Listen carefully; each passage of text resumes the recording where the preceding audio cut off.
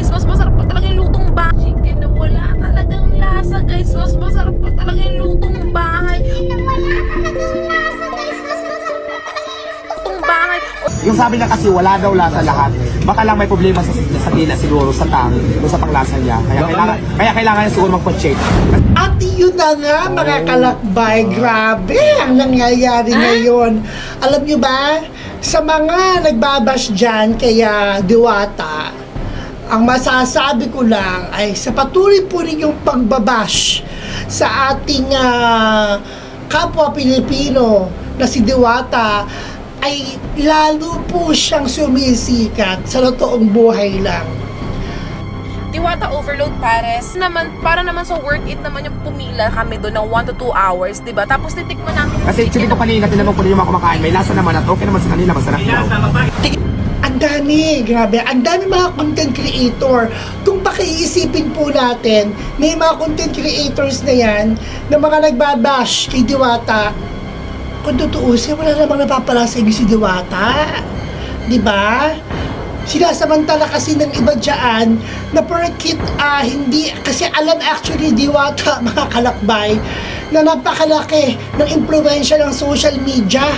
Lalo at sa kanyang kasikatan ng kanyang business na parisan ay ginagamit lang siya actually, no? So ito ang buhay lang. Wag pong ganun sana, no? Sa ibang mga content creator dyan, sa ibang mga vloggers na patuloy po ninyong hinuhusgahan si Diwata ay alam nyo ba, mas lalong kumikita siya. You know what? Kasi naku-curious yung mga tao kung ano ba talaga, kung totoo ba talagang dugyot or yung lugar na mismong pwesto ni Diwata ay hindi kaaya-aya, hindi rin masarap yung pares niya or yung kanyang second joy. Diba? Wag pong ganun sana. Paulit-ulit ko pong sinasabi. Bakit yung mga content creator na yan, diba?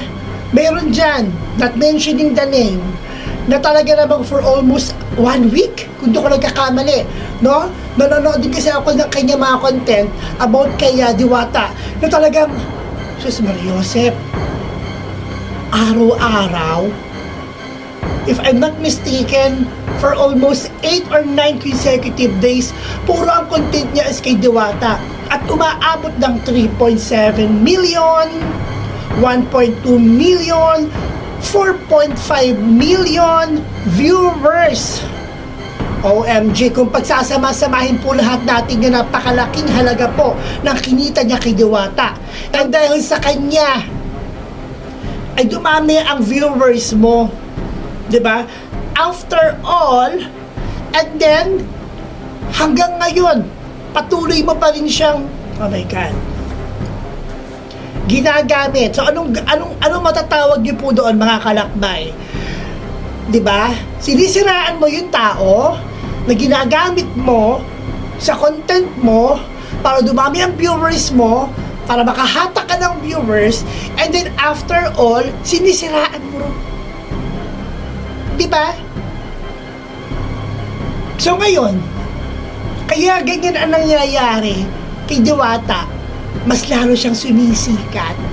Maraming naku-curious na sambayan ng Pilipino na pinupuntahan yung kanyang lugar. Huwag naman po sana tayong gano'n. Ano po? Hindi ko naman po nila lahat mga kalakbay. Yung recently posted niya about Diwata, puro paninira pa rin. Diba? Inaano ka ba ni Diwata? Walang ginagawa sa iyo yung tao. Nagsisikap. Okay? Nang sa sarili niyang kapaguran, tapos sasabihin mo pala, kaya kami kumikita ng ganitong kalakasin, nagpapakapagod kami. Oh, at si Diwata, bago niya na-reach yan, hindi ba nagpakapagod din siya? Mas pagod sa iyo si Diwata. Eh, ito wala ka namang ginawa, kundi bantayan ng almost 24 hours ang kanyang parisan para may content ka lang. Diba? After all, sisiraan mo. Huwag ka sanang ganon. Hello? Gising-gising! Grabe! Diba? Or kahit ambush interview or 2 minutes interview. Diba? The mere fact na andun ka. Diba? Still nako-cover mo. Nagagawa mo ng content. Wala kang ginagawa. Kundi mag-edit-edit lang dyan, ano? Then afterward, pag-post mo, kikita ka na. Diba? So, huwag po sanang gano'n. Sa kababas niyang ganyan, alam niyo na nga Lucky Diwata, nakakabili nga siya, diba? May bago siya sasakyan, may bago siyang kotse. O, diba? May nabili siya mga bagong gamit, mga high-tech na gamit niya sa kanyang pansan. So, yun lamang po ang masasabi ko mga kalakba.